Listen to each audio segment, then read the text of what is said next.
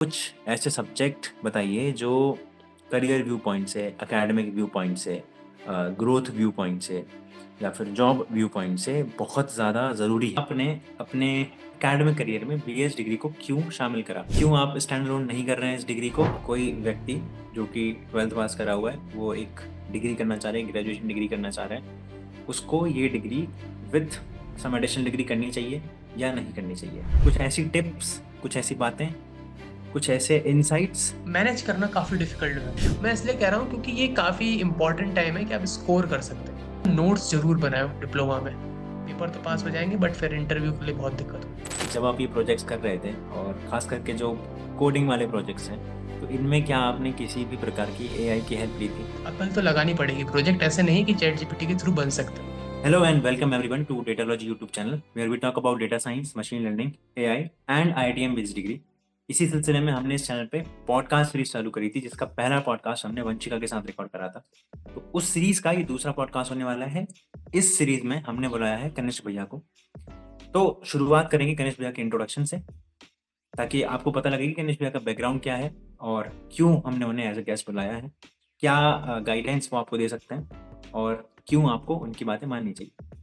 तो कनिष्क भैया, सबसे पहले तो वेलकम टू दिस पॉडकास्ट।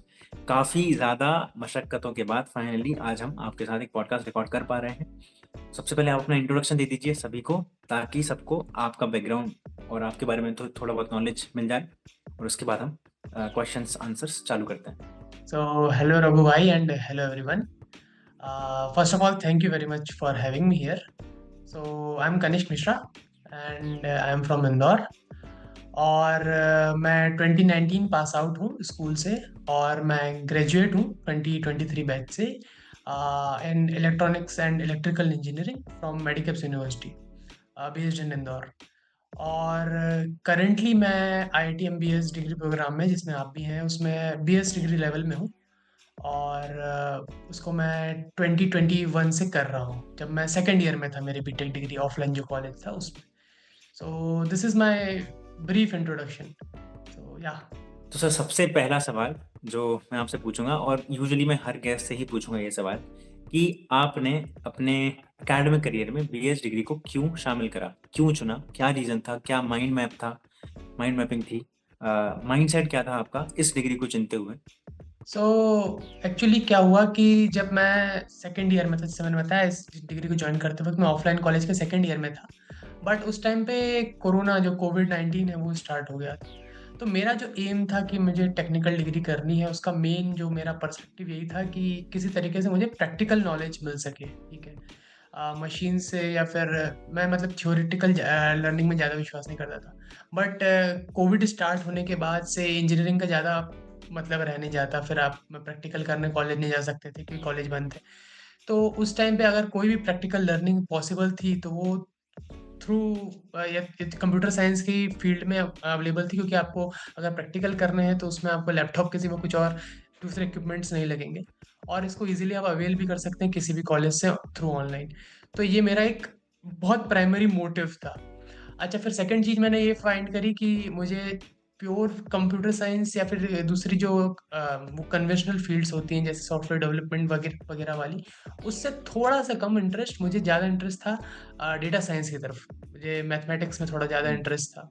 तो आई फाउंड कि मुझे ये बीएस डिग्री करनी चाहिए।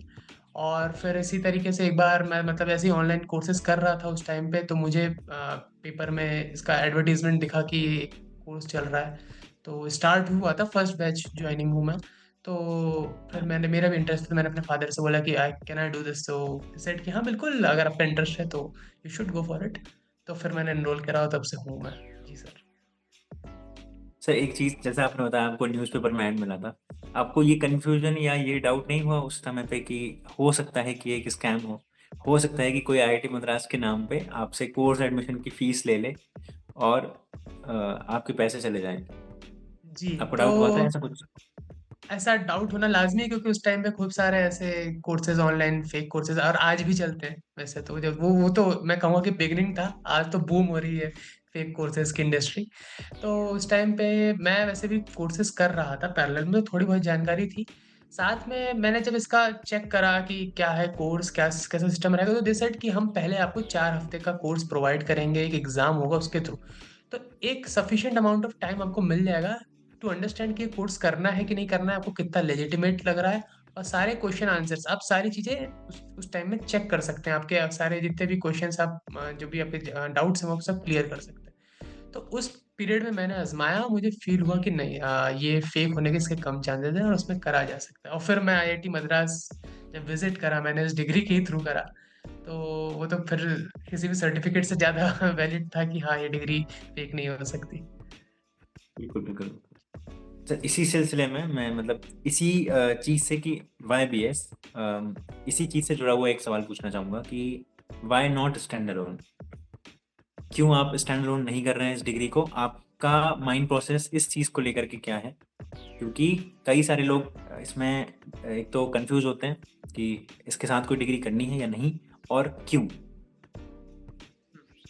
तो स्टैंड अलोन तो मैं इसलिए नहीं कर रहा हूँ क्योंकि काफ़ी कंडीशनल है। मैंने जैसे आपको बताया कि मैं पहले से ही डिग्री कर रहा था, मेरी ऑफलाइन डिग्री।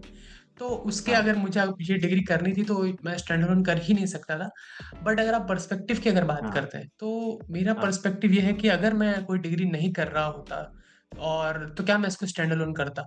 तो उस हम्म, हिसाब से अगर मेरा इस चीज़ में कीन इंटरेस्ट है कि मुझे इस हाँ। डेटा साइंस करना है और मुझे इस फील्ड में जाना है, तो और मुझे ज़्यादा कोई सर्टिफिकेट की वैल्यू से कई जगह सर्टिफिकेट की वैल्यू होती है कि 4 साल की कन्वेंशनल डिग्री अगर आपने नहीं करी है तो आपको जैसे मास प्लेसमेंट होता है दूसरे कॉलेजेस में, वो आपको यहाँ पे नहीं मिलने हाँ। वाला है। तो आप यहाँ पे आते हैं तो आप कोर इस हिसाब से आते हैं कि आप लर्न करना चाहते हैं, ठीक है, और आप स्किल्स सीखेंगे और स्किल्स के थ्रू आपकी जॉब लगेगी, ना कि मास प्लेसमेंट जो आया है वो आपके 4 साल के करिकुलम देख करके आपको सिलेक्ट करके ले जाएगा।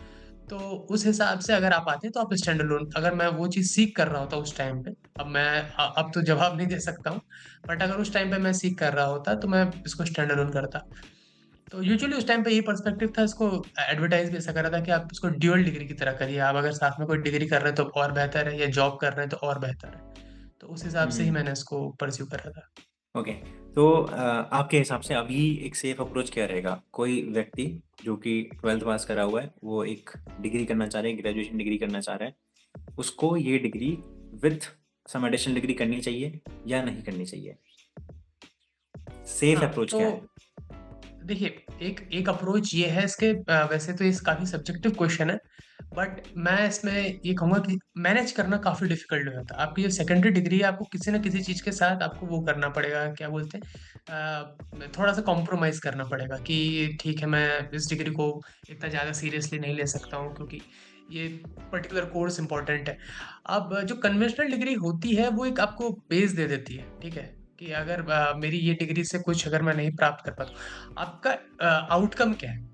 यूजुअली अगर एक से बहुत जो आइडियल अप्रोच होती है वो ये होती है कि आपको एक फोकस, एक फिक्स टारगेट बनाना है, आपको 2 जगह डाइवर्ट नहीं होना है। सेम कोर्स की 2 डिग्री करने का कोई मतलब नहीं है। आप डेटा साइंस से अगर ऑफलाइन कॉलेज कर रहे हैं तो why you are doing a degree from here? अगर आप आईआईटीएम से हाँ। डिग्री कर रहे हैं तो फिर आप सिर्फ सर्टिफिकेट के लिए कर रहे हैं। फिर अगर आप सेम ही कोर्स हाँ। की कर रहे हैं तो सिर्फ आईआईटीएम का सील के लिए कर रहे हैं कि आईआईटीएम का सील लग जाएगा इसलिए। तो वो करना ज़्यादा बेटर चॉइस नहीं होगी। 2 डिग्री कर रहे हैं तो आप, मैं मना नहीं कर रहा हूँ कि ड्यूअल डिग्री ना करें, बट एक जनरल सेंस में better and safer choice, safer तो नहीं पर सेफर इसलिए नहीं क्योंकि बेस नहीं बन रहा है आपके सेकेंडरी डिग्री से, but still a better choice, क्योंकि आप ज़्यादा सीख पाएँगे, ज़्यादा टाइम दे पाएँगे, आप इसको स्टैंड अलोन करें।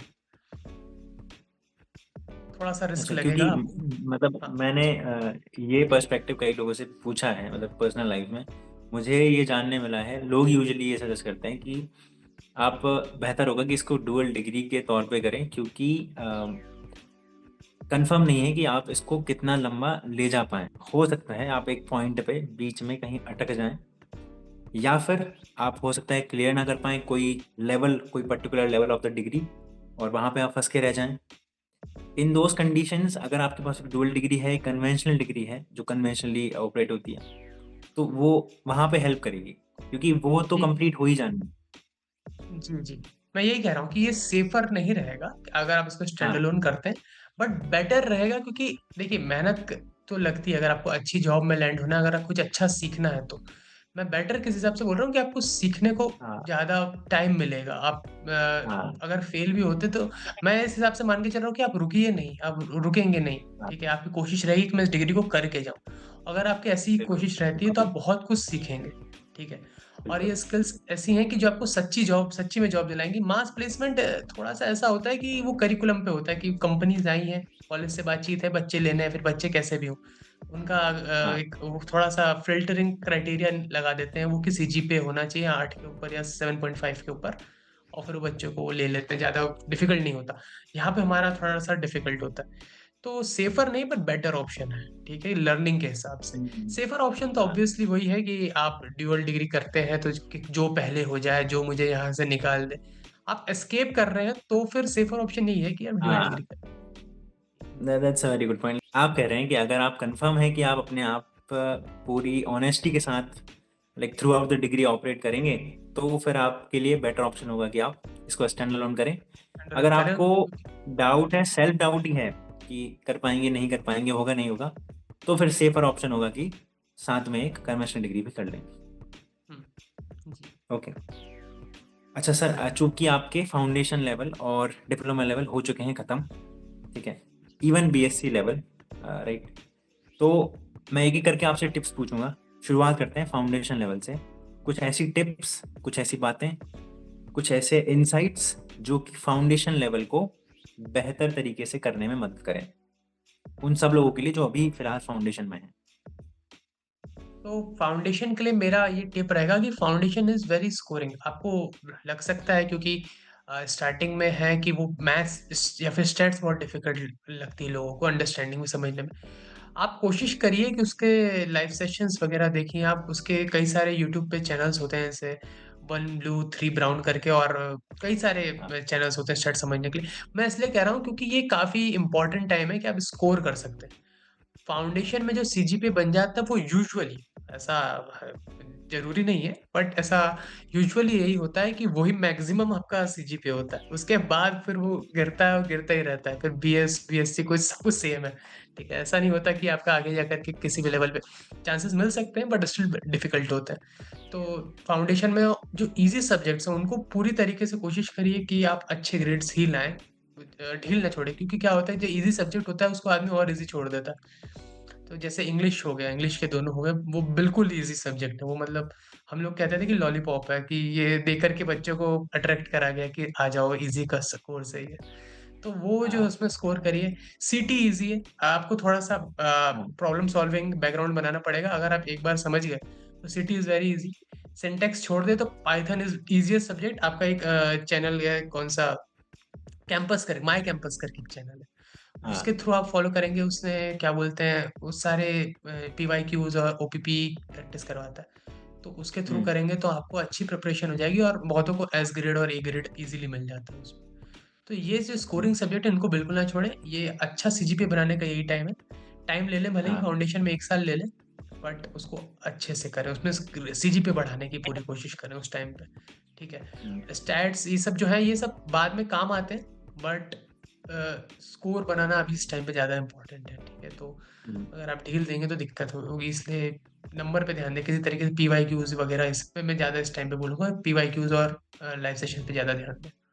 एक चीज़ और कि while people are in foundation level, तो उन्हें कुछ ऐसी चीज़ें बताइए जो कि फाउंडेशन लेवल में ही करनी चाहिए, जिनसे उनकी डिप्लोमा लेवल और आगे की लेवल्स ईज़ी हो जाएँ या थोड़ा उनको हेल्प हो। क्योंकि फाउंडेशन में जैसा आपने बताया, काफ़ी ईज़ी सब्जेक्ट्स होते हैं as compare to diploma, BSc, BS. तो कुछ ऐसी प्रिपरेशंस लाइक प्री प्रिपरेशंस जो हमको पहले ही कर लेनी चाहिए फाउंडेशन लेवल में, ताकि डिप्लोमा, बीएससी, बीएस ये थोड़ा ईज़िली ऑपरेट हो सके। हुँ। तो पहले जो चीज़ें हैं, कि सबसे पहली चीज़ होती है कि आप ज़्यादा टाइम मतलब उस पे इन्वेस्ट ना करें किसी चीज़ पे, ठीक है? एक्स्ट्रा टाइम इन्वेस्ट ना करें। जो हमारे जो सेशंस होते हैं, देखिए मैं बिल्कुल समझ रहा हूँ कि हमें बेस बनाना बहुत ज़रूरी होता है, ठीक है? बट अगर आपको समझ में नहीं आ रहा है तो स्टूडेंट क्या करते हैं कि स्किप कर देते हैं। ठीक है, वो बहुत लंबे टाइम तक खींचा फर्स्ट वीक उन्होंने और मतलब स्किप नहीं करते, उसपे फ्रेट ज़्यादा करने लगते हैं कि ये मेरे को समझ में नहीं आ रहा है, उसको बार-बार पॉन्डर कर रहे हैं। मैं कह रहा हूँ कि आप उसको एक बार स्किप कर दीजिए थोड़ी देर के लिए, आप कोई नए टॉपिक पे बढ़िए, आगे आगे आप जब जैसे बढ़ेंगे तो आपको पता चलेगा कि उस चीज़ की इंपॉर्टेंस थी भी कि नहीं। ठीक है, बेस बनाना इंपॉर्टेंट हाँ, है, बट कुछ बिल्कुल, चीज़ें बिल्कुल, स्किप बिल्कुल। करना भी ज़रूरी है, समझिए। ठीक है। बिल्कुल, बिल्कुल। लेक्चर्स जो हैं वो बहुत ज़्यादा इंट्यूशन पे भी बात करते हैं। ठीक है, अच्छी बात है, आप मैथ्स के ट्यूशन पे जाइए, आप बेस बनाइए, अच्छा है।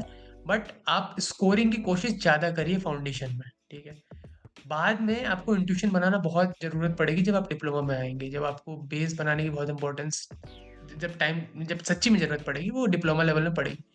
बट यहाँ के सब्जेक्ट इतने ज़्यादा बेस बनाने की अभी ज़रूरत नहीं है उसका। ठीक है, कुछ सब्जेक्ट्स की। ठीक है, तो वो उस चीज़ पे ध्यान दें। ठीक है, लीनियर अलजेब्रा हो गया, मैट्रिसेस हो गई, इन सब चीज़ों पे ज़रूर ध्यान दें। ठीक है, क्योंकि ये आपको पूरे एमएल के दौरान एटलीस्ट मशीन लर्निंग फाउंडेशन में तो बहुत काम आएगा। तो जब आप मैथ्स या स्टैट्स में जितना भी पढ़ रहे हैं, जैसे रैंडम वेरिएबल हो गए स्टैट्स के, उस पर ज़्यादा ध्यान दें। मैट्रिसेस और लीनियर अलजेब्रा से रिलेटेड जितनी भी चीज़ें हैं, मैं तो कह रहा हूँ कि लीनियर अलजेब्रा अगर आपके पास टाइम है तो स्टार्ट कर दें। ठीक है, और प्रॉब्लम सॉल्विंग स्किल्स जो है पाइथन में, पाइथन की थ्योरी और सिंटेक्स पे इतना ध्यान ना दें, उससे ज़्यादा किसी भी लैंग्वेज से, पाइथन तो एक इस कोर्स की लैंग्वेज है, किसी भी लैंग्वेज से अगर आप प्रॉब्लम सॉल्विंग स्किल्स अपनी बढ़ा सकते हैं तो उसकी कोशिश करें। जैसे इसमें जो पीपी जो पीएस होते हैं, जो प्रैक्टिस हाँ, असाइनमेंट्स और प्रोग्रामिंग हाँ, असाइनमेंट्स, उनकी प्रैक्टिस हाँ, जरूर करें, उनको पीपीएम। स्किप ना करें उनके। हाँ, पीपीए।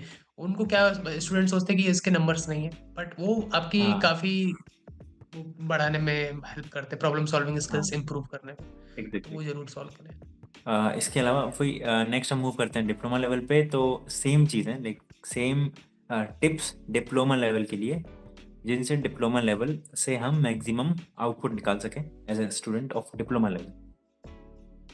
अच्छा, अब डिप्लोमा लेवल में जो होता है ना, कोर्सेज बहुत बोरिंग लगने लगते हैं, लेक्चर्स बड़े होते हैं। ठीक है, और ध्यान नहीं देते, स्टूडेंट्स ध्यान नहीं दे पाते हैं क्योंकि टाइम कंज्यूमिंग होते हैं। मैं इसमें थोड़ा सा इसके, जैसे मैंने उस फाउंडेशन बोला था उसका थोड़ा सा विपरीत बोलूंगा कि यहाँ पे आप ध्यान दें और नोट्स जरूर बनाएं डिप्लोमा में। ठीक है, ये बेसिक है।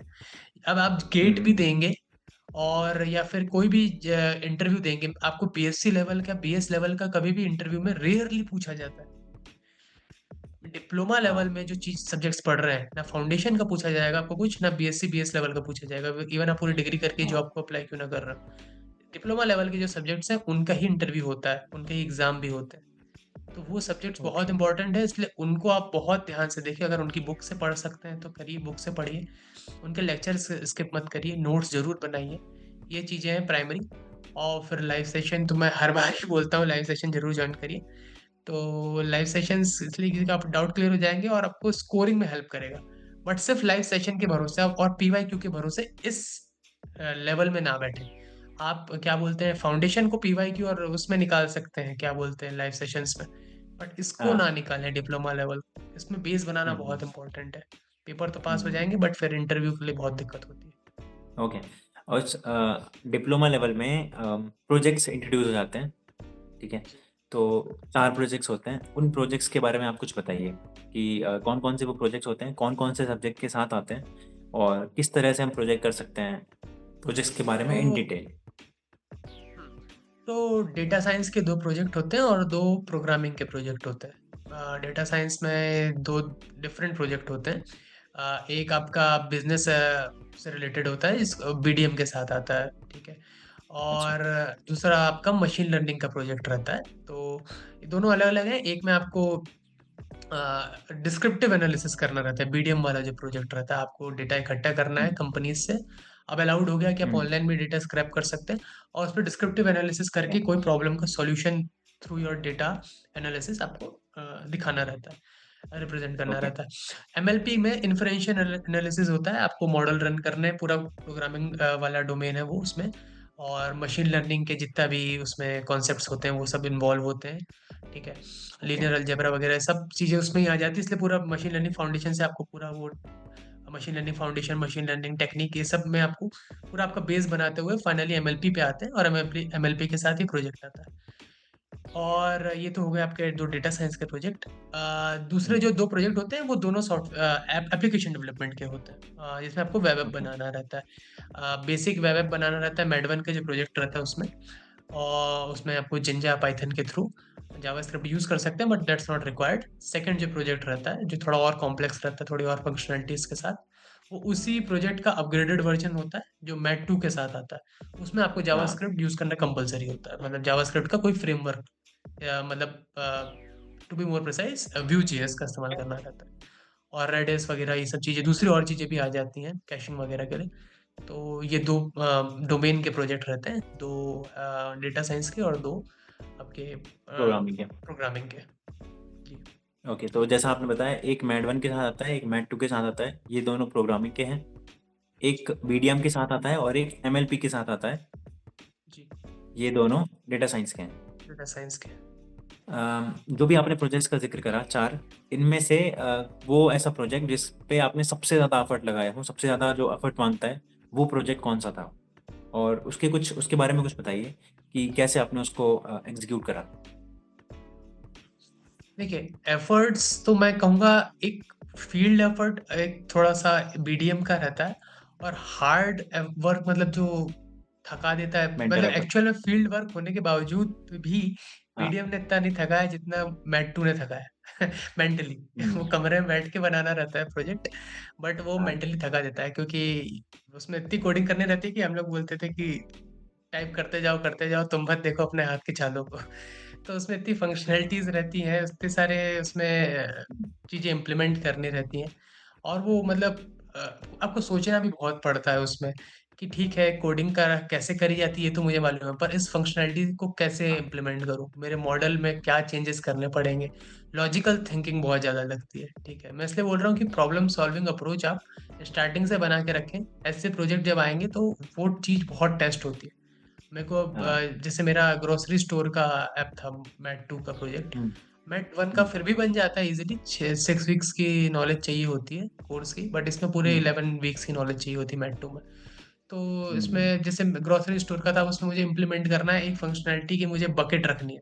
ग्रोसरी स्टोर जैसे हुँ। आपने अमेज़न में शॉपिंग करी होगी तो आपकी जो वो होती है बकेट कार्ट जो होता है, कि प्रोडक्ट रख लिया, हाँ। बट अगर मेरे को नहीं चाहिए तो पूरे प्रोडक्ट उसमें रखे रहेंगे।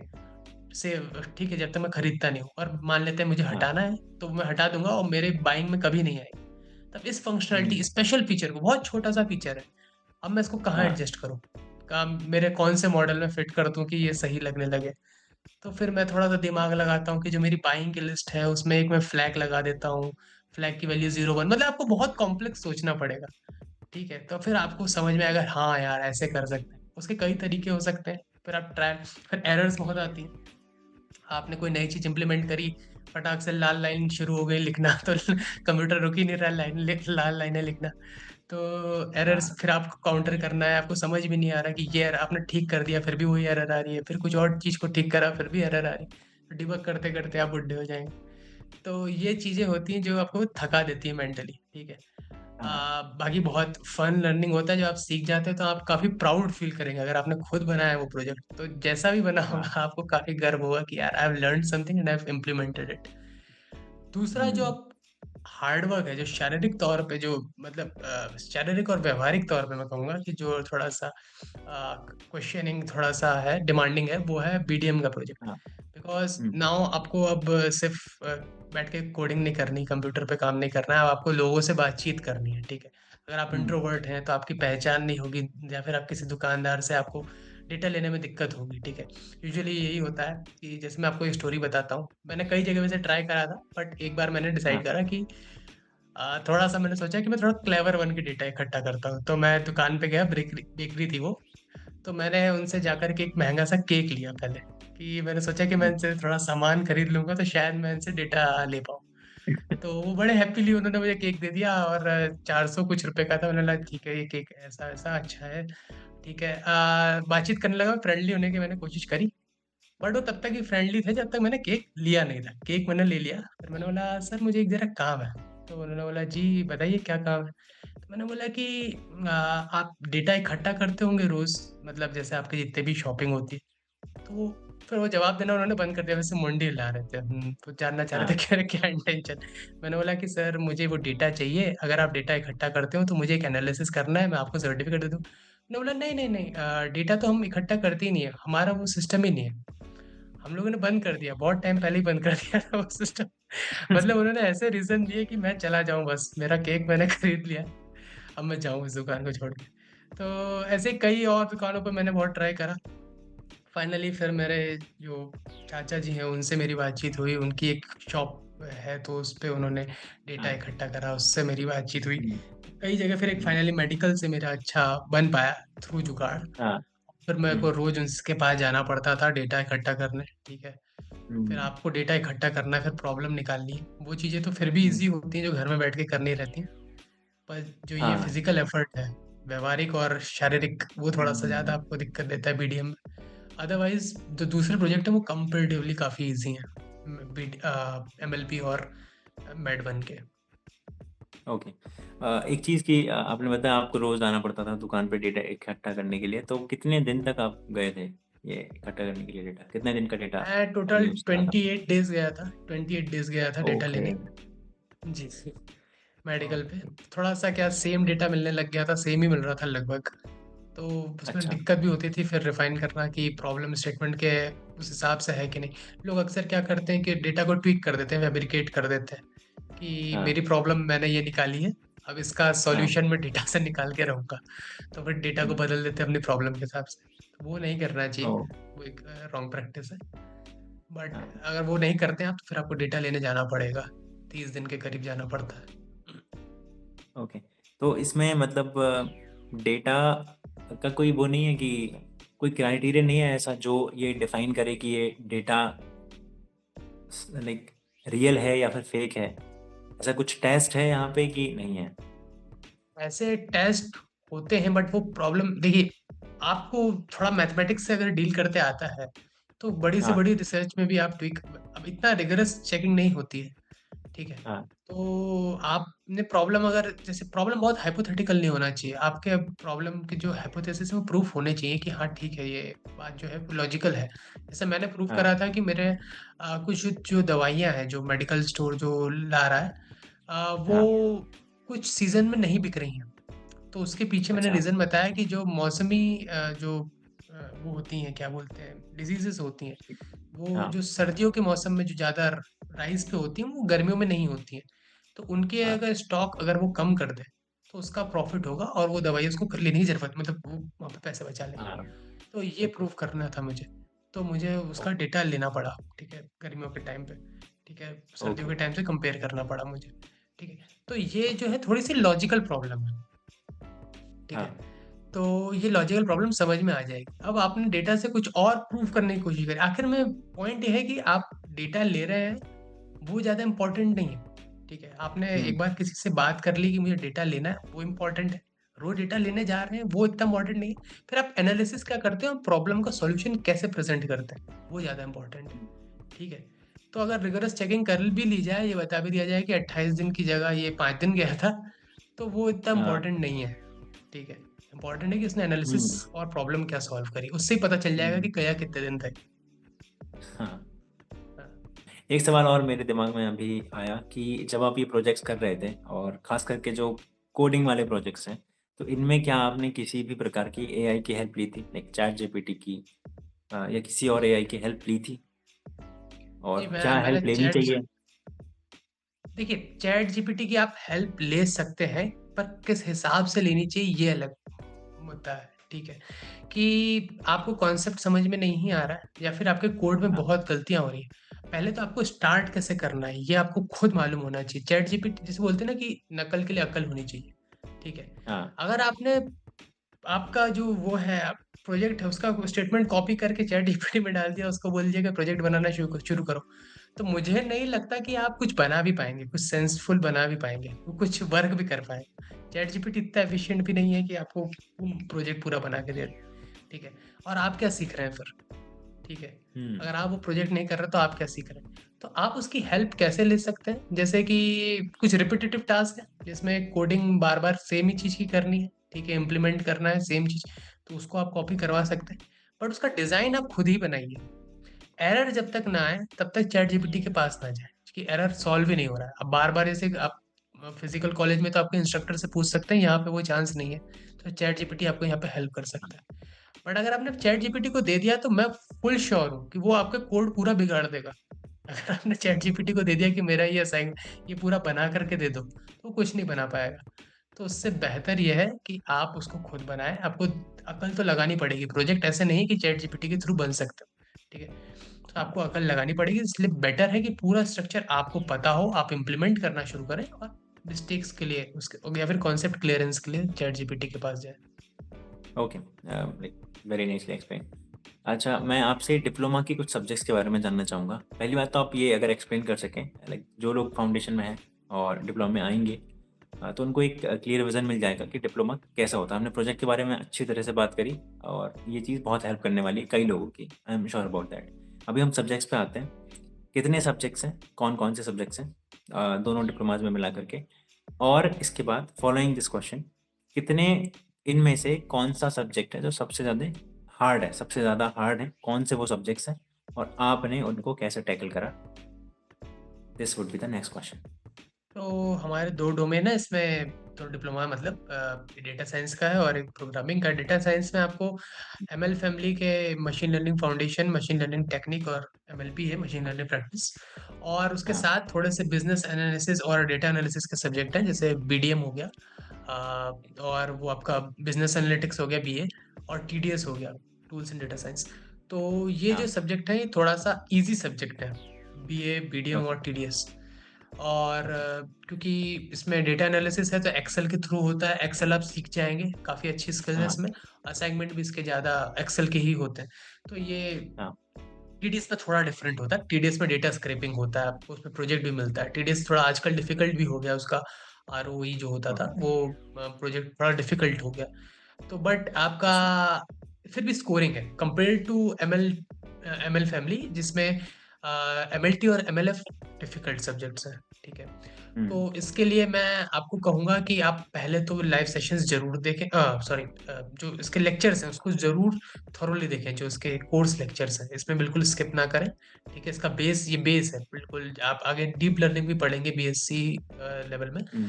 हाँ, हम्म। तो आपको ये जरूर आपको आना चाहिए, इसलिए इसको पूरा अच्छे से पढ़ें। इसमें आइगन वैल्यूज क्या होती हैं, और दूसरी मैट्रिसेस कौन कौन सी होती हैं, कौन कौन सी इंपॉर्टेंट आइगन वेक्टर्स क्या होते हैं, ये सारी चीज़ें अच्छे से क्लियर होनी चाहिए आपको। फिर जो लीनियर ओके। अलजेब्रा के कॉन्सेप्ट्स हैं वो सारे अच्छे से क्लियर होने चाहिए, ये एमएलएफ वगैरह में हो जाएगा आपका। एसपीडी वगैरह भी है उसमें, एमएलएफ में। ये भी अच्छे से पढ़ें। इसके लिए मैं आपको अगर आप कोई रेफरेंस के लिए चाहें तो मैं गिलबर्ट स्ट्रैंग की एक बुक है लीनियर अलजेब्रा पे, वो रेफर करूंगा, कि उसमें प्रॉब्लम्स भी अच्छे अच्छे हैं और एक्सप्लेनेशन भी अच्छा है, और लाइव सेशन भी है। एमआईटी का ओपन सोर्स का कोर्स था, 1806 करके है लीनियर अलजेब्रा का। आप सर्च करेंगे MIT linear algebra by Gilbert Strang, तो गिलबर्ट स्ट्रैंग ने खुद ही पढ़ाया भी है। तो पूरा वो कोर्स अगर आप ओके। देख लेंगे तो आपका पूरा एमएलएफ क्लियर हो जाएगा, और बेस बन जाएगी आपकी पूरी मशीन लर्निंग के लिए, machine learning even deep learning के लिए, ठीक है। क्योंकि ओके। मशीन लर्निंग में भी परसेप्ट्रॉन भी आता है। फिर एमएलटी में आपको सारे जो वो बताए गए हैं मॉडल्स वगैरह फ्रॉम स्क्रैच, ठीक है, तो वो काफ़ी इंपॉर्टेंट है, ठीक है। तो जैसे लीनियर रिग्रेशंस हो गए, ये सारी चीज जितने भी रिग्रेशन है, रिग्रेशन मॉडल्स, उनको फ्रॉम स्क्रैच रन करना अच्छे से सीखें।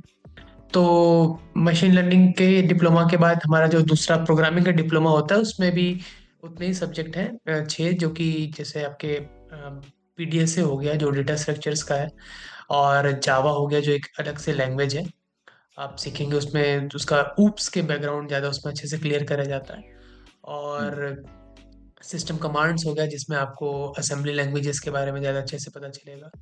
और फिर हम्म। उसके बाद आपके दो जो वो एप्लीकेशन डेवलपमेंट के कोर्सेज हैं, मैड वन और मैड टू, ये भी काफ़ी इंपॉर्टेंट सब्जेक्ट्स हैं। तो ये प्रोग्रामिंग के सब्जेक्ट्स हैं। इसमें काफ़ी जो इंपॉर्टेंट जो सब्जेक्ट है वो पीडीएस है, डेटा स्ट्रक्चर, जिससे आपकी प्रॉब्लम सॉल्विंग स्किल्स भी अच्छी होंगी।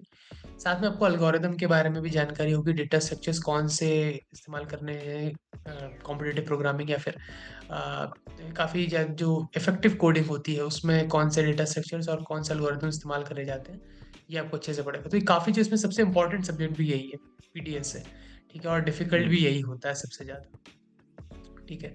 तो इसके लिए मैं आपको रेफर करूंगा कि आप मेरे पास एक रेपो है, मैं आपको, आप अगर लिंक डाल सकें उसका तो आप उसमें डिस्क्रिप्शन में डाल दीजिएगा। वो रेपो आपको बिल्कुल पूरा बिल्कुल गो थ्रू बिल्कुल। करवा देता है।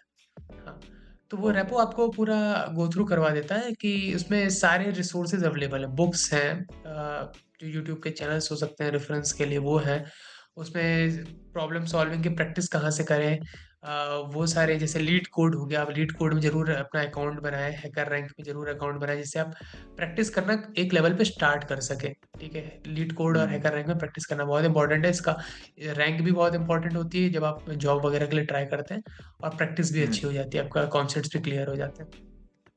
फिर दूसरा जो डिफ़िकल्ट सब्जेक्ट है इसमें, वो है जावा, कि जावा में आपको ऊप्स के कॉन्सेप्ट पहली बार बताए जा रहे होते हैं, तो वो थोड़ा डिफ़िकल्ट लगता है। उसमें आपको जो 5 पिलर हैं, ठीक है? पॉलीमॉर्फिज़म हो गया आपका, हुँ, इनहेरिटेंस हो गया, ये सब जो जब आप डेवलप कर रहे होते, कोडिंग कर रहे होते, तो आप यूजुअली आप इम्प्लीमेंट एक्सटेंड नहीं कर रहे होते हैं फंक्शंस को, क्लासेस को एक्सटेंड नहीं कर रहे होते हैं पाइथन में।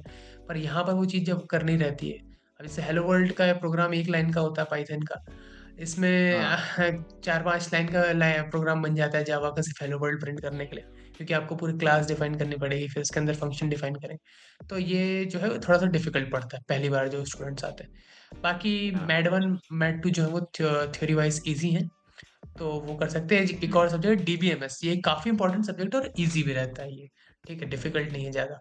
तो डीबीएमएस एसक्यूएल है, उसमें एसक्यूएल सिखाई जाती है आपको, और डेटाबेस मैनेजमेंट के जितने भी दूसरी चीज़ें होती हैं, जैसे सेट थ्योरी अगर आपने पढ़ी हो तो उसका एक एक्सट्रीम एक्सटेंशन है एक प्रकार से, उसमें सारी चीज़ें जॉइंट्स हो गया, ठीक है, यूनियन हो गया, सारी चीज़ें अच्छे से कवर करी जाती है, तो बड़ा इंटरेस्टिंग सब्जेक्ट है और इजी भी है, तो वो भी एक इम्पॉर्टेंट और इंटरेस्टिंग सब्जेक्ट है। तो ये हुँ, टोटल 6 हैं प्रोग्रामिंग के, जिसमें से 2 पीडीएस है और जावा को मैं थोड़ा सा डिफिकल्ट रेट करूँगा। Okay, okay, okay. तो ये था डिप्लोमा के सब्जेक्ट्स के बारे में कि कौन-कौन से सब्जेक्ट्स हैं। सब्जेक्ट्स के अंदर का मटेरियल या कंटेंट क्या है और कौन से सब्जेक्ट्स हैं जो डिफ़िकल्ट मालूम पड़ते हैं और उन्हें कैसे डील करना है।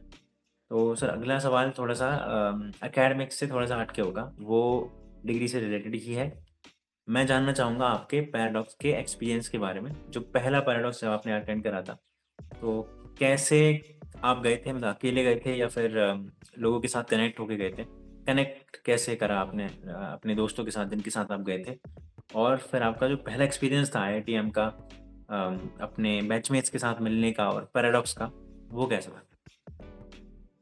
अच्छा, तो मैं पहला जो मेरा पैराडॉक्स था वो 23 का पैराडॉक्स था, फर्स्ट टाइम जब गया था ओके, उसमें। तो ओ वो पैराडॉक्स मैं एक्चुअली में दोस्तों के साथ नहीं गया था।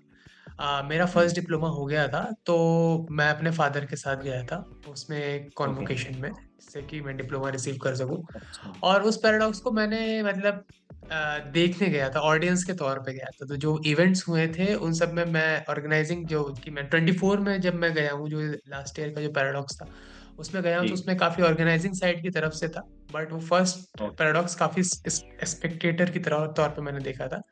तो मैंने ओके, इवेंट्स देखे थे, उनको एन्जॉय करा था, और तब मतलब मुझे जो उस टाइम पे मैंने काफ़ी उसमें उसमें वर्कशॉप भी मैंने अटेंड करी थी, तो वर्कशॉप में कुछ लोग जो मुझे मिले थे, वो मैं कह सकता हूँ कि फर्स्ट टाइम वो मेरे ऑफलाइन इस डिग्री के फ्रेंड थे, जो मेरे साथ आज भी कॉन्टैक्ट में हैं उनमें से कुछ, और वो ड्रामा सोसाइटी में भी हैं। मैं ड्रामा सोसाइटी में उसके बाद और अच्छे से जुड़ा रहा, और फिर 24 में फिर मैं उन्हीं के साथ गया हूँ, और मैंने ऑर्गेनाइज़ भी करा 24 में, पैराडॉक्स में इवेंट ऑर्गेनाइज़ करे ड्रामा सोसाइटी के।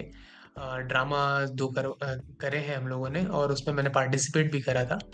तो it was a fun experience. वहाँ पे आप जाएँगे तो आपको नए दोस्तों से आपको मुलाकात होगी, और आपको दिन कब निकल जाएँगे, आपका एड्रेनलिन लेवल बहुत ज़्यादा होता है, तो आपको दिन कब निकल जाएँगे पता नहीं चलता है। लोग रातों को सोते नहीं है, बिल्कुल, पूरी रात मस्ती करते रहते हैं। बिल्कुल, तो ये इफ़ेक्ट तो रहता है, और इवेंट्स हैं कई सारे, आप उसमें पार्टिसिपेट करिए, एंगेज करिए। मैं कहूँगा कि ये 5 दिन जो है होते हैं पैराडॉक्स के, उसको फुल कंप्लीटली एन्जॉय करिए, ये आपको कभी रिटर्न नहीं मिलने वाले हैं। तो पैराडॉक्स जाइए सारी दुनिया भूल के, और वहाँ पे हर चीज़ में कोशिश करें कि मैक्सिमम चीज़ में पार्टिसिपेट कर सकें। अगर आप पार्टिसिपेट नहीं कर रहे थे तो ऑडियंस बन के जाएँ, उसमें एन्जॉय कर सकें, हर चीज़ में शामिल होने की कोशिश करें।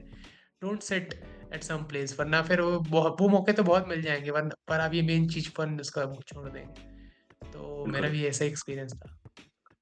बिल्कुल। मैं यहाँ पे एक इसी मतलब आपके इसी एक्सपीरियंस में एक सवाल पिक करूँगा कि आपने 2023 का जो पैराडॉक्स है वो एज़ अ स्पेक्टेटर एक्सपीरियंस करा। 2024 में आप ऑर्गेनाइजिंग साइड से रहे।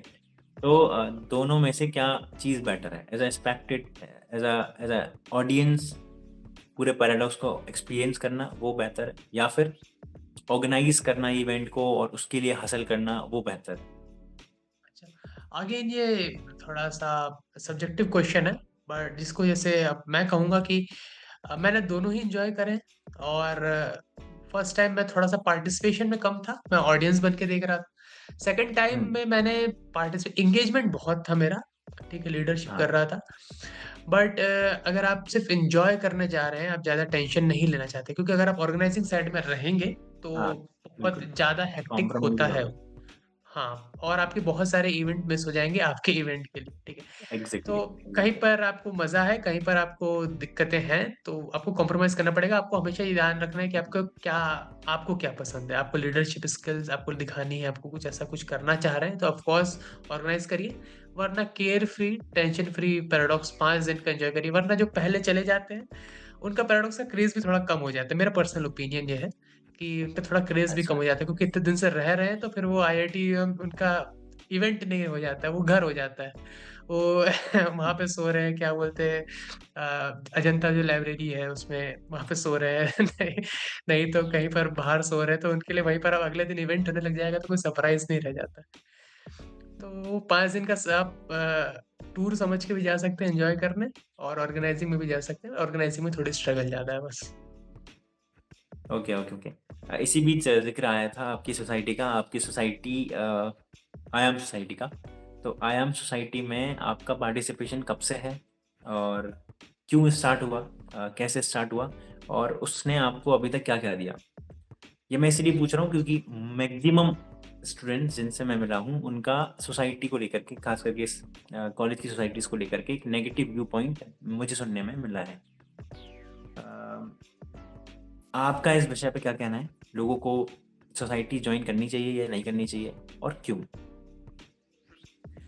अब देखिए, सोसाइटी से 2 पर्सपेक्टिव हो सकते हैं कि आईआईटी मद्रास में जो आईआईटी मद्रास के बीएस डिग्री में जो सोसाइटी सिस्टम है, उसके प्रति हाँ, मेरा क्या पर्सपेक्टिव है, और हुँ, जो हमारी जो सोसाइटी के साथ करना चाह रहा था, उसको मैं कितना प्राप्त कर पाया और मेरा क्या सैटिस्फैक्शन क्या है उससे। ये 2 अलग-अलग हाँ, थोड़े से आंसर होंगे मेरे हिसाब से। तो अगर ओके, मैं आईआईटी एमबीएस के लिए बोलूँ, तो वो थोड़ा-सा, अगर आप ऑर्गेनाइजिंग साइड में आते हैं, तो बहुत ज़्यादा हेक्टिक हो जाता है। आपने भी ये सेम हुँ, बातें अगर किसी से सुनी होंगी, क्योंकि रूल्स हाँ, बदलते बिल्कुल, रहते हैं, और वो प्रेशर कम क्रम्बल होने लगता है, क्योंकि हमेशा यहाँ पे कोशिश रहती है कि इवेंट कॉम्पिटिटिव इवेंट करे जाएँ, जिससे लोगों को प्राइज़ मिल सके, जैसे hackathon. But her cheese hackathon नहीं होती है। हमारा जो था, बिल्कुल, हमारे आईएम सोसाइटी के जितने भी इवेंट्स होते हैं, वो सब परफॉर्मिंग आर्ट्स के इवेंट है। उसमें कॉम्पिटिशन होना बहुत, एक इवेंट हो सकता है, बट हम ड्रामा जैसे प्रेज़ेंट करना चाह रहे हैं, तो वो कोई कॉम्पिटिशन नहीं है। बट उसको अब हमें बिल्कुल, किसी तरीके से कॉम्पिटिशन में चैनल करना पड़ेगा। तो हम उसको हाँ, फ़ोर्स कर रहे हैं, कुछ और बना रहे हैं, डिस्टॉर्ट कर रहे हैं। तो ऐसे जो ऑर्गेनाइजिंग साइड होती है, उसपे बहुत प्रेशर होता है। आपको स्पॉन्सर्स भी आपको लेके आने हैं, मैं अब ऐसा बोल रहा हूँ, हो सकता है मुझे कोई लेटर आ जाए उधर से कि तुमने इतनी बुराई क्यों करी है। बट जो मेरा पर्सनल एक्सपीरियंस है, मैं वो बताने की कोशिश कर रहा हूँ। मैं झूठ और एक्ज़ैजरेशन कुछ नहीं करना चाहूँगा। हाँ, स्पॉन्सर्स भी लेके आने पड़ते हैं हमको। हमें अकोमोडेशन भी नहीं मिला था, हमें अकोमोडेशन भी खुद ही फ़ेच करना पड़ता है, ठीक है? स्टूडेंट से पैसे कलेक्ट हाँ, करना अलाउड नहीं है, तो स्टूडेंट को खुद जाकर के, इंडिविजुअल स्टूडेंट को खुद जाकर के, तो नया बंदा हमारे साथ क्यों आएगा? आप ये हाँ, सोचिए ना, हम किसी को ड्रामा में कैसे लेकर के आएँगे? हम या तो बोल देंगे कि आप हमारे साथ चलिए, हमारा ग्रुप जा रहा है। हमने उसको बोल दिया कि आप अपना अकोमोडेशन भी खुद देखो, सारे पैसे का खर्चा भी खुद देखो, वहाँ पे स्टेज पे बस ड्रामा करने आ जाना जो आईआईटी मद्रास देगा। तो ऐसा करना बहुत डिफ़िकल्ट हो जाता है, और फिर हम पे प्रेशर रहता है कि इसको कॉम्पिटिशन में कन्वर्ट कर दीजिए, ठीक है? तो ऐसे ही मैं सिर्फ़ पैराडॉक्स के बारे में बता रहा हूँ, प्लस पॉइंट्स भी हैं बहुत सारे, मैं सिर्फ़ नेगेटिव पॉइंट्स बता रहा हूँ। बट प्लस पॉइंट्स ये हैं कि आप इस आईआईटी मद्रास में जाके परफ़ॉर्म कर रहे हैं, आपको एक अच्छी वाइड ऑडियंस ऑडियंस मिल रही है, आपको स्पॉन्सरशिप से आपके अच्छे कनेक्शन बिल्डअप हो रहे हैं, आप उनसे आगे भी फ़ेवर माँग सकते हैं। बट अगर कंपेयर हाँ, करें, तो आप स्टूडेंट हैं, ठीक है? और आप इतना हुँ, प्रेशर अगर नहीं झेलना चाहते हैं, ठीक है? हाँ, तो मैं कहूँगा कि रिफ्रेन करें ऑर्गेनाइज़िंग हाँ, साइड से, ठीक है? क्योंकि ये बहुत ज़्यादा हेक्टिक हो जाएगा, आपकी पढ़ाई पे भारी पड़ेगा, ठीक है? हुँ, काफ़ी चांसेस हैं ऐसा, मेरे साथ तो होता था ऐसा, तो इसलिए मैं अपना पर्सनल ओपिनियन दे सकता हूँ। और हम्म, अब आयाम के बारे में बात करूं तो आयाम से क्या मुझे मिला, मैं आयाम से कब से जुड़ा हूं, मैं आयाम से 22 से जुड़ा हुआ हूं। आयाम का फर्स्ट ऑडिशन था, फर्स्ट प्ले का, स्पीक अप तारा का, उसमें मैंने ऑडिशन दिया था, मेरा सिलेक्शन हुआ था, एक रोल मिला था मुझे, फ्रेंड, इस मेन कैरेक्टर के फ्रेंड का रोल मिला था। बट ओके, अनफॉर्चुनेट सर्कमस्टेंसेस की वजह से मैं जा नहीं पाया था। मारगरी में था वो इवेंट, मैं मारगरी में पैराडॉक्स जाने, आईआईटी में जा नहीं पाया था। तो ओके, वो मेरा मिस हो गया था। तब ऑफलाइन होता था, मागरी पैराडॉक्स ऑफलाइन होता था, हाँ, अब ऑनलाइन बिल्कुल, होने लग गया है। तो हम्म, मैं उसमें नहीं जा पाया था। तो पर मैं फिर उसके बाद में उनकी टीम से मैंने बोला कि चलो ठीक है, मैं आपके साथ उसमें नहीं आ पाया हूँ, तो मैं आपको किसी और तरीके से हेल्प करना चाहूंगा। तो they gave me volunteering form जिसमें ग्राफिक डिजाइनर की पोस्ट खाली थी, तो मैंने ग्राफिक डिजाइनिंग करी है के लिए लगभग एक साल, ओके, 23 तक, एक 1.5 साल तक मैंने, 2 साल लगभग मैंने वो कर, नहीं नहीं 1.5 साल, सॉरी, मैंने वो करी है, ग्राफिक डिजाइनिंग का काम करा है आयाम में। फिर उसके बाद ओके, 23 के दिसंबर में, जब क्या बोलते हैं, री इलेक्शन हुए, तो उसमें क्या बोलते हैं, मैं मुझे डेप्यूटी सेक्रेटरी के तौर पे इलेक्ट करा गया।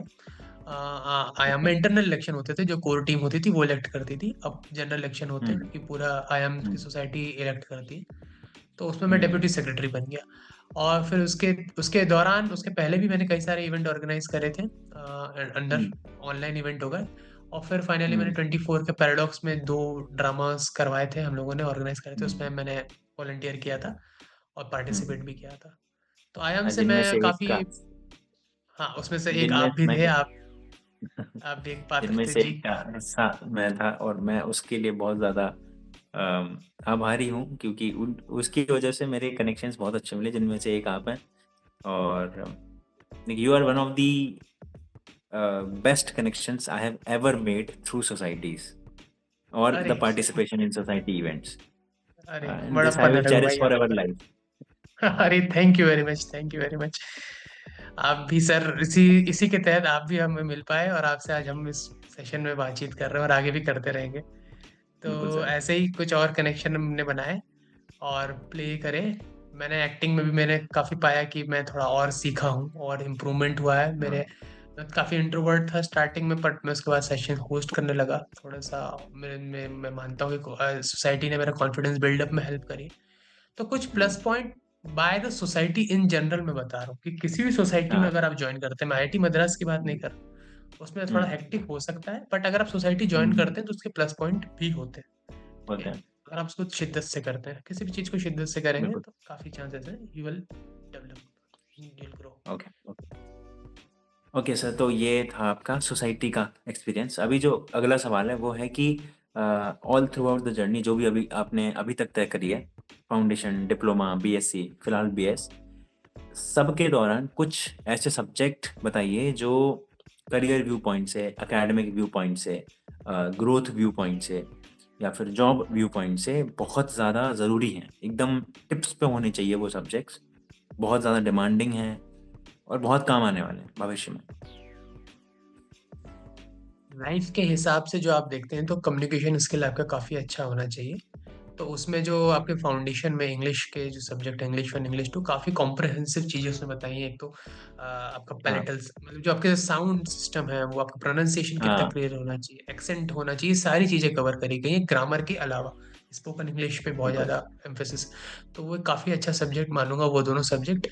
और जो दूसरे पर्सपेक्टिव आपके इस फील्ड के पर्सपेक्टिव में है, जो सब्जेक्ट जो बहुत इंपॉर्टेंट, अच्छा स्टैट्स एक यूनिक सब्जेक्ट है जो यूजुअली इंजीनियरिंग डिग्रीज में नहीं पढ़ाया जाता।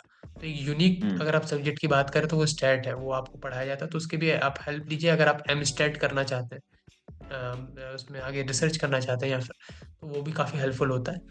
और ओके, अ, जो इस फील्ड में जो काफ़ी इंपॉर्टेंट सब्जेक्ट उसमें है प्रॉब्लम सॉल्विंग, में हमेशा कहता है कि बहुत इंपॉर्टेंट है प्रॉब्लम सॉल्विंग की अप्रोच। आपको किसी भी इंडस्ट्री में जाएंगे, सॉफ्टवेयर से रिलेटेड, कंप्यूटर साइंस से रिलेटेड, आपको प्रॉब्लम सॉल्विंग आएगी ही आएगी। डीएसए के कई राउंड होते हैं इंटरव्यूज में, तो पीडीएसए बिल्कुल, बहुत इंपॉर्टेंट है। और सिर्फ पाइथन से नहीं, डीएसए इंपॉर्टेंट है, आप जावा से करिए, सी प्लस प्लस से करिए, डीएसए इज वेरी इंपॉर्टेंट, काफी इंपॉर्टेंट सब्जेक्ट है। DBMS is a good subject.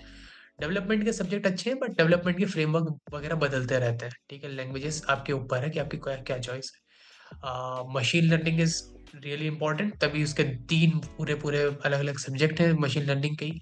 तो मशीन लर्निंग बहुत इंपॉर्टेंट है। बिजनेस एनालिसिस थोड़ा सा कम इंपॉर्टेंट हो सकता है अगर आपकी इंटरेस्ट ना हो, but it is still a very interesting, very very different quality of subject. और असेंबली लैंग्वेजेस हो गई, जैसे आपको जो टीडी वो है सिस्टम कमांड्स, वो ये लिनक्स के एनवायरनमेंट से आपको वो करवाता है, इंट्रोड्यूस कराता है, तो वो भी एक सेपरेटली इम्पोर्टेंट है। बट मैं जो कहूँगा कि डेटा स्ट्रक्चर वाला जो पीडीएस है, और आपका क्या बोलते हैं मशीन लर्निंग के जो सब्जेक्ट्स हैं, एमएलटी और एमएलएफ है, ये काफ़ी इंपॉर्टेंट है, ये बहुत काम देंगे आपको रेदर देन एनी सब्जेक्ट। क्योंकि आप ऊप्स भी सीख सकते हैं, जैसे जावा में ऊप्स सिखाई गई, आप इजीली सीख सकते हैं, बट जो बेसिक है, बेस है जो, वो मशीन लर्निंग और मैं डीएसए को दूंगा कि ये काफ़ी इंपॉर्टेंट है, इसको अच्छे से सीखिए। और बीएससी और बीएस लेवल के कुछ सब्जेक्ट्स? बीएससी में एक एडवांस सब्जेक्ट है, यूजुअली आपको ये थोड़े से हेल्पफुल तब होते हैं जब आप एमटेक कर रहे हो या हायर स्टडीज के लिए जा रहे हो। ठीक है। जैसे आपको ओके। सॉफ्टवेयर जॉब एनवायरनमेंट में डेफिनेटली काम आएंगे जब आप, बट वो डायरेक्टली आपसे इस इन सब्जेक्ट से रिलेटेड क्वेश्चंस नहीं पूछे जाते यूजुअली। जैसे सॉफ्टवेयर इंजीनियरिंग, सॉफ्टवेयर टेस्टिंग हो गया, ये आपको काफ़ी जॉब ओरिएंटेड एक्सपीरियंस देता है, सॉफ्टवेयर टेस्टिंग खासकर। इसका जो आपको जो इनका जो प्रोजेक्ट भी होता है, वो भी ऐसा होता है कि आप जैसे सॉफ्टवेयर है उस पर इम्पोर्टेंस नहीं है, जब आपने मशीन ऐप डेवलपमेंट करा होगा, लगभग वैसे ही प्रोजेक्ट उसका कुछ इंटीग्रेशन करवाएंगे, तो आपकी कोडिंग पे ज़्यादा मेहनत नहीं, आप उसको ग्रुप में कैसे करते हैं, उसमें जो बीएससी में जो प्रोजेक्ट होते हैं वो ग्रुप प्रोजेक्ट्स होते हैं, जो कंपलसरी कोर्सेज के साथ होते हैं, जैसे एसपीजी हो गया, और सॉफ्टवेयर टेस्टिंग का जो प्रोजेक्ट होता है। तो ये जो होते हैं ये ग्रुप प्रोजेक्ट टाइप होते हैं, आप ग्रुप में कैसे काम कर सकते हैं, ऑफिस में कैसे, एनवायरनमेंट में कैसे लोग काम करते हैं, मैनेजमेंट कैसा होता है, टाइम मैनेजमेंट, स्प्रिंट क्या होती हाँ। है, और सॉफ्ट ये प्रोजेक्ट मैनेजमेंट टूल जैसे जीरा को कैसे इस्तेमाल करते हैं, ये सब ज़्यादा हाँ। इंपॉर्टेंस होता है, प्रेजेंटेशन कैसे देते हैं। तो वो एक प्रकार से आपको एनवायरनमेंट एक्सपीरियंस करवाना चाह रहा है rather than the technical skills. फिर आपका हम्म। जो डेटा साइंस के सब्जेक्ट है उसमें आपको पहली बार इंट्रोड्यूस कराया जाता है डीएल से। डीएल काफ़ी डिफिकल्ट सब्जेक्ट है बीएससी लेवल में, और इम्पोर्टेंट भी है। कंपलसरी सब्जेक्ट्स की बात कर रहा हूँ, इलेक्टिव्स तो आप पे डिपेंड करता है आप क्या चूज करते हैं। और ओके। एआई है, एआई थोड़ा सा अंडरस्टैंडिंग में डिफिकल्ट होता है, बट स्कोरिंग वाइज इतना डिफिकल्ट नहीं है। तो पर आप बेस जरूर बनाएं, मैं कह रहा हूँ कि डिप्लोमा और बीएससी लेवल में आप बेस जरूर बनाएं, नोट्स जरूर बनाएं, बहुत इंपॉर्टेंट सब्जेक्ट्स। तो ये डेटा साइंस के एक और प्रोफेशनल ग्रोथ का सब्जेक्ट है, स्ट्रेटजीज ऑफ प्रोफेशनल ग्रोथ करके एसपीजी, उसमें प्रोजेक्ट रहता है, वो भी कॉम्प्रिहेंसिव सब्जेक्ट है। आप नंबर लूज हम्म। कर सकते हैं अगर आपने ध्यान नहीं दिया, मार्क्स लूज कर सकते हैं उसमें। तो हम्म। उसको भी सही तरीके से करें, ग्रुप प्रोजेक्ट है, आपको ग्रुप प्रेजेंटेशन कैसे देना है ये अच्छे से आना चाहिए, और टेक्निकल एस्पेक्ट ओके। कुछ भी नहीं खास है उसमें, ग्रुप में कैसे काम करते हैं ये इसकी ज़्यादा इंपॉर्टेंस है। ये मैंडेटरी कोर्सेज की बात होगी। उसके बाद बीएस ओके। लेवल पे आते हैं आप, तो फिर वो सब इलेक्टिव्स हो जाते हैं। ठीक है, अब मैंने जो इलेक्टिव्स लिए हैं ओके। वो कुछ उसमें ईजी है, कुछ डिफिकल्ट है, तो वो डिपेंड हम्म। करता है ओके। आपकी चॉइसेस पे। Okay sir, very nicely explain. Okay.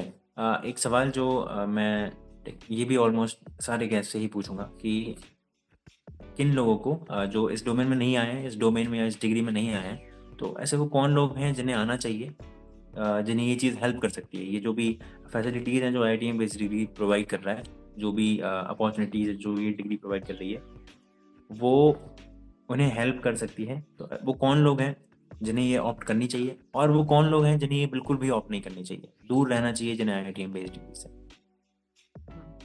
देखिए जो लोग नहीं, मतलब ऐसा तो किसी को, anybody can do this, degree को स्टार्टिंग से ही यही बोला जाता है कि कोई भी डेटा साइंस कर सकता है। बट हाँ। प्रॉब्लम ये है कि अगर आप थोड़ा सा अगर क्लम्स वो हो जाते हैं, लेजी हो जाते हैं, कि आप टाइम मैनेज नहीं कर पाते हैं या फिर, हम्म। तो फाउंडेशन इज वेरी इजी। आप फाउंडेशन करना चाहे तो फाउंडेशन कोई भी कर ले, कोई दिक्कत नहीं है, आप कर सकते हैं। आपका अगर ऑब्जेक्टिव है कि आपको पूरी बीएस डिग्री करनी है, तो you have to be very clear कि मुझे प्रोग्रामिंग भी पूरी करनी पड़ेगी, मैं चूज नहीं कर सकता हूँ, प्रोग्रामिंग का पूरा डिप्लोमा है, और मुझे डेटा डेटा साइंस का भी।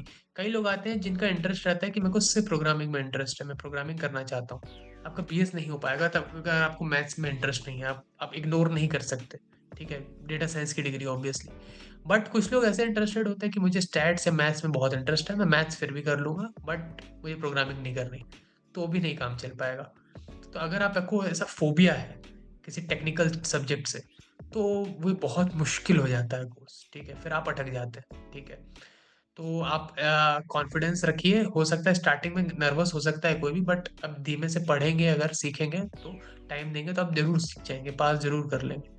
बट जिसका इंटरेस्ट नहीं है इन सब फील्ड में, और जो दूसरी फील्ड्स के लोग हैं वो ज़रूर आएँ, बट वही है बात कि उनको भी ऑब्जेक्टिव पता होना चाहिए कि यहाँ पे डिफ़िकल्ट कोर्सेज़ रहेंगे। आगे जाकर के हुँ, फाउंडेशन के बाद एक्स्पोनेंशियली डिफ़िकल्टी बढ़ती है।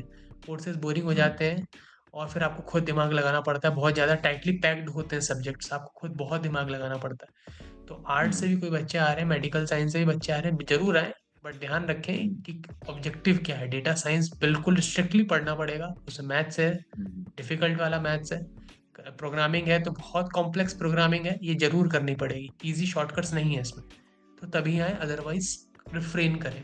मेरा बेस्ट है, मेरा ये ओपिनियन है। Okay, okay, okay.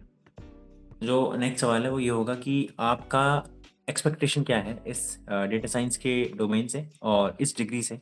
Like at the end of the degree आप क्या इमेजिन करते हैं या क्या एक्सपेक्ट करते हैं इस डिग्री से?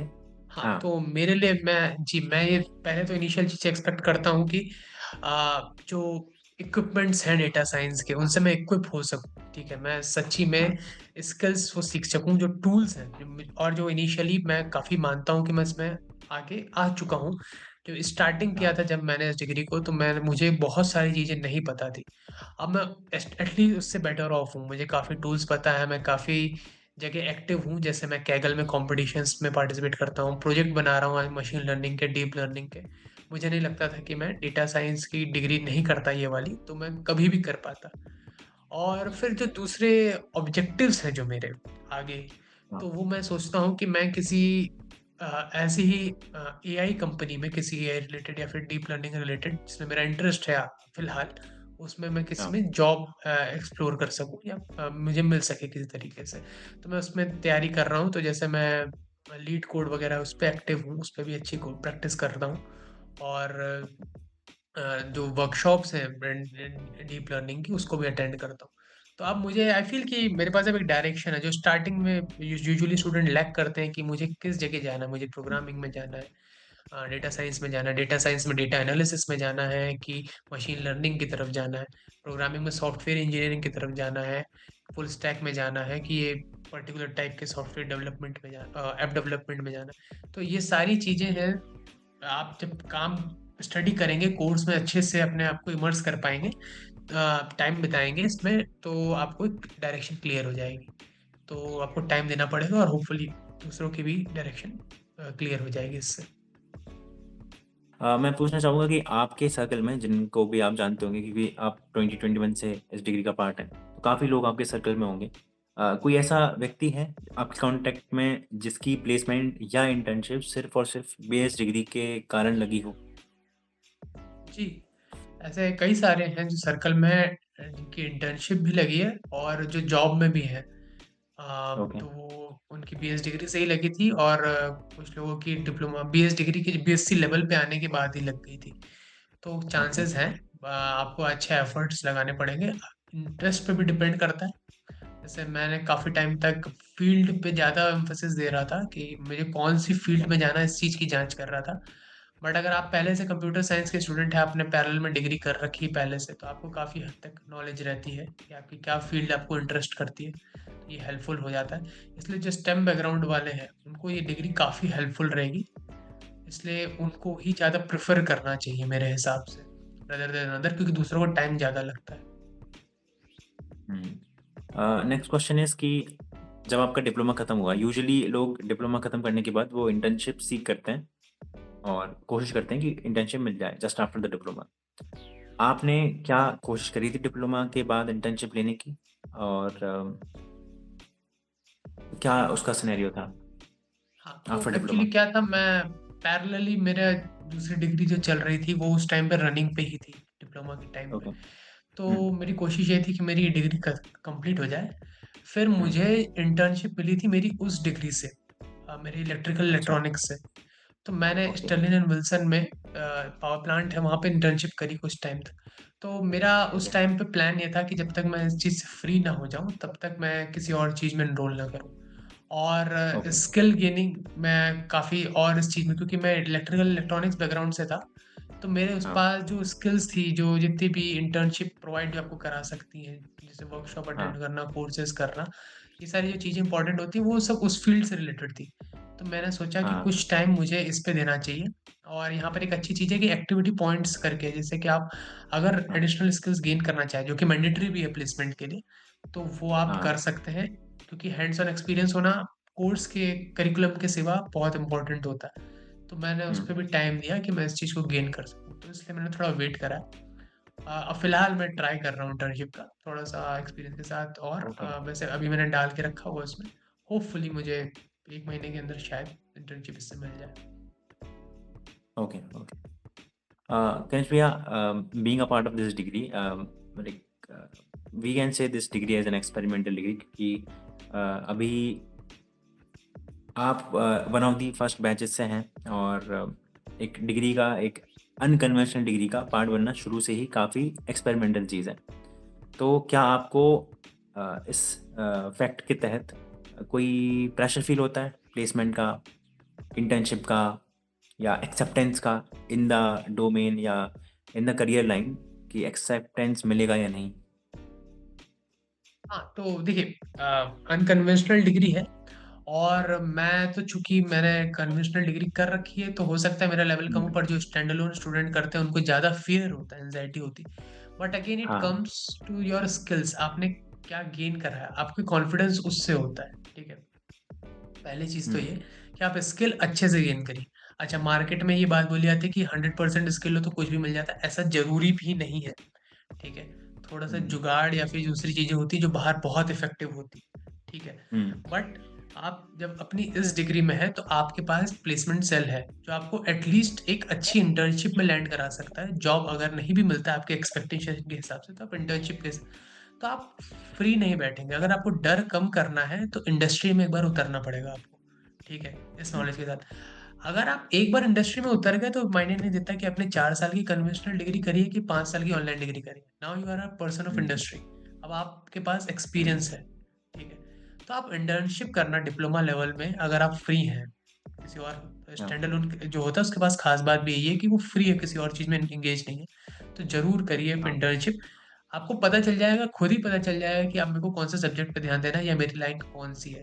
या फिर जैसे आपने इंटर्नशिप करी, हुँ, आपको ये भी पता चल सकता है कि ये मेरी लाइन तो नहीं है, इसको छोड़ता हूँ, अब किसी और सब्जेक्ट पे ध्यान देता हूँ। मेरे को डेटा साइंस की नहीं करनी चाहिए इंटर्नशिप, मुझे सॉफ्टवेयर पे ध्यान देना चाहिए, ये मेरा लाइन नहीं है। तो जब तक आप इंडस्ट्री में नहीं उतरेंगे, आपको बहुत सारी चीज़ें क्लियर नहीं होंगी। तो हुँ, इंटर्नशिप ज़रूर करिए, आपका फ़ियर भी कम हो जाएगा इससे।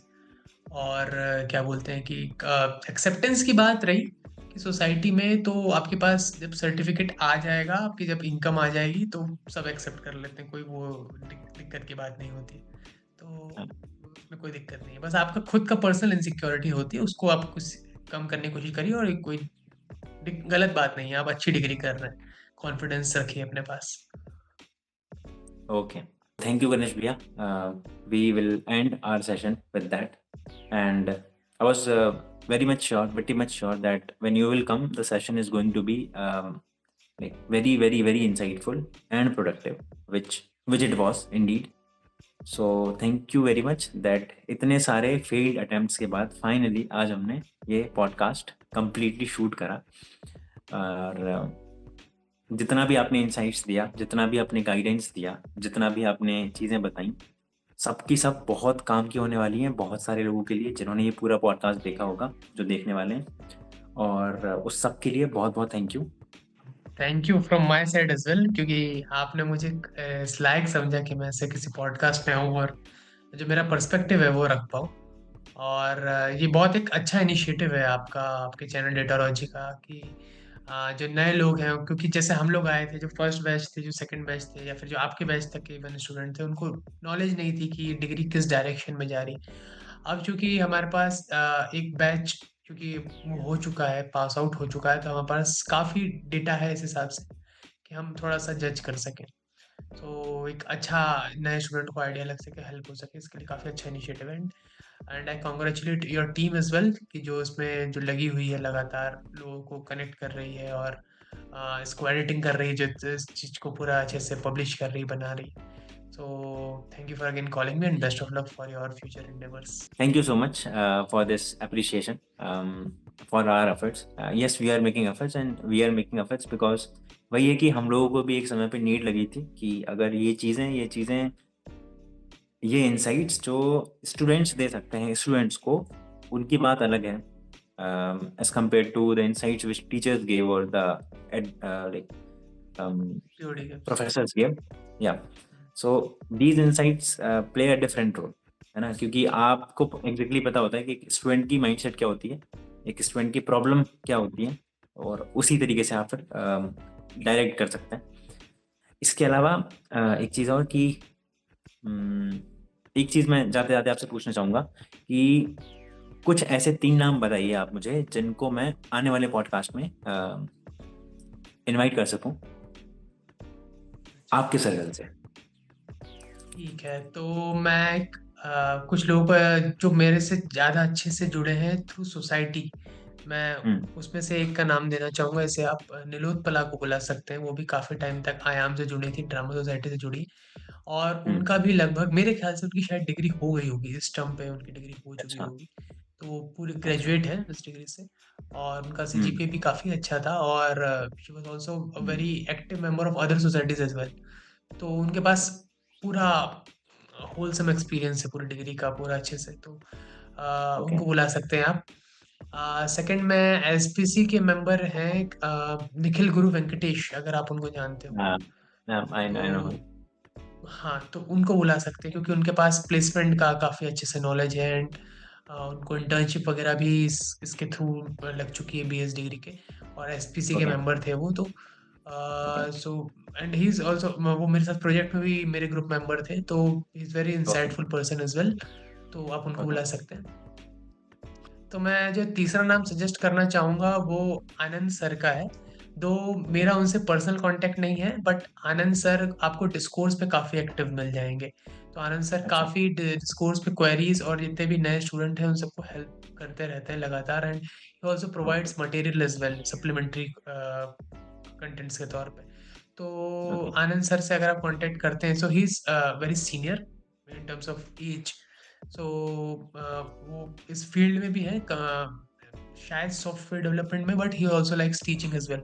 तो उनसे आप अगर ये परामर्श लेने की कोशिश करेंगे तो शायद वो भी एंटरटेन करें इसको, और he will be very very insightful guest. तो ये तीन जो नाम है मेरी तरफ से, मैं सजेस्ट ये करना चाहूँगा। Okay sir, thank you. मैं तीनों को कांटेक्ट करने की कोशिश करूंगा और मैं कोशिश करूंगा कि वो जल्दी से जल्दी हमारे चैनल पे एक पॉडकास्ट में आए जिससे सबकी हेल्प हो। थैंक यू वेरी मच आपका एक बार और पूरे इस पॉडकास्ट के लिए, पूरे इस एफर्ट के लिए जो आपने सबके लिए दिया। Thank you very much.